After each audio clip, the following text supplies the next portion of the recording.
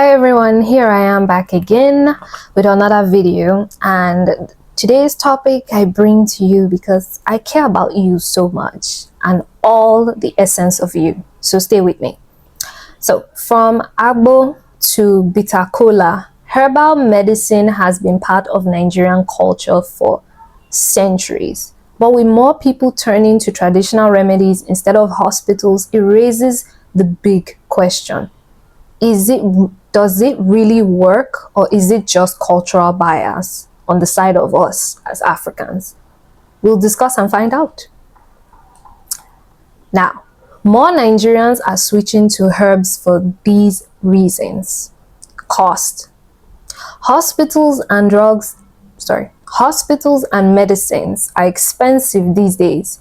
Many people see herbal medicine as a cheaper alternative, and especially now in this crunch time, post-COVID, yeah, it's a reason why people will be going for cheaper. Number two is mistrust in modern medicine. Now, this mistrust comes from fake medication, especially here in Nigeria. You know, we have an issue of people always faking and counterfeiting medicine that is already on the market, and how detrimental that can be. We've lost so many lives due to this action. Another thing that makes people mistrust is misdiagnosis and hospital delays.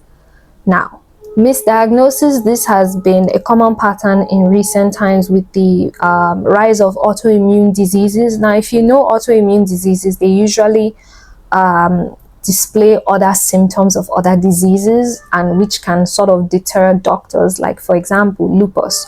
Lupus actually attacks the muscles, but it also gives symptoms of kidney failure and liver problems, because it makes you so swollen and bloated and you retain a lot of water in your body. This is what I'm talking about.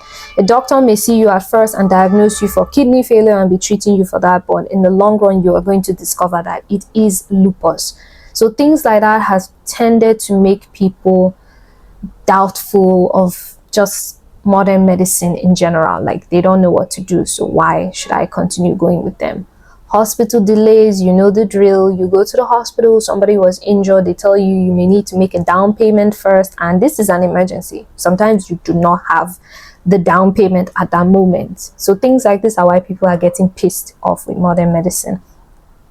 So the next one is cultural and family influence. Many of us grew up with our grandmas crunching leaves and seeds together, using that to treat you, and you're like, it worked, you know, I'm just going to keep doing what grandma did.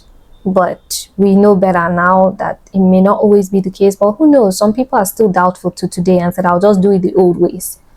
So that brings me to number 4. People have a belief in natural healing. Some people believe that herbs are just safer in general because they are organically made compared to pharmaceutical medicines, which is true sometimes, but it's debatable. We'll see.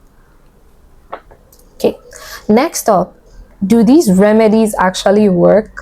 Well, let's separate facts from myths. Number 1, some herbs actually do have proven benefits. Ginger, for one, helps with nausea, and it is proven, in fact, that neem leaves help fight the malaria symptoms, as well as bitter leaf lowers blood sugar. This one I've personally experienced. I did it, and let's just say I almost met God because I did not know what I was doing, but I'll get to that further in the video. Number 2 is that not all herb remedies are safe. So some of these unregulated mixtures, they contain harmful substances depending on, you know, the educational level of whoever mixes these things. Sometimes they use chemicals that in modern times we've done research about, and we've said they should be banned from the market in general because it is bad for human consumption. These people, they miss out on that announcement, and they use it to mix these concoctions that you drink. And yeah, just please be cautious out here. And number 3 is that we have lack of standard dosages when it comes to herbal medicine. Now, Modern medicine actually has exact and precise dosage requirements, but most of these herbal remedies, they do not. And we all know an excessive dosage or amount of these remedies can actually damage your liver and kidney in the long run. But if you insist on using herbal remedies, then do it safely, following these tips that I have for you. Number one, buy from reputable sources like Niger Spider. Please avoid roadside sellers, because sometimes their method of preservation, where they keep these things too, could also be what affects the quality when you buy it. But you have no idea about it. But they will lie to you and tell you that, no, it's well, it's fine, this is how it's supposed to be kept. But you will know when you drink it or when you consume it what will happen to you.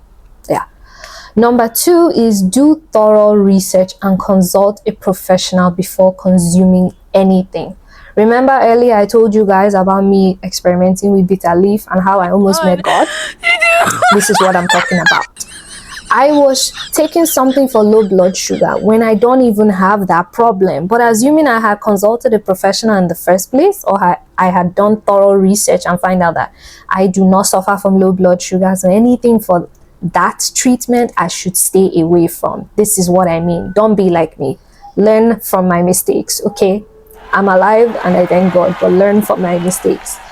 Number three, don't mix herbal medicine with prescription without your doctor's advice. Now, many of you take this saying of two heads are better than one, and you apply it to everything in life, meaning more is more and less is less. But when it comes to medication, please do not apply this logic, okay? Because sometimes these things counter-react to each other and they cause problems in your body overall. Please, more is not more and less is not less when it comes to medication. Please use one thing at a time. That way you can track for allergic reactions and you know what to report to the doctors in the long run when you do have issues. So with that, I'm going to ask you, is herbal medicine actually a cure, or are you just blindly upholding dead people's thoughts and wishes throughout the generations? Well, some of you will be happy about this, because I'm going to tell you some of those dead people or ancestors, their methods were actually sane and did work. But not all of their creations and concoctions were safe, okay? So as usual, everything in life calls for a 50-50.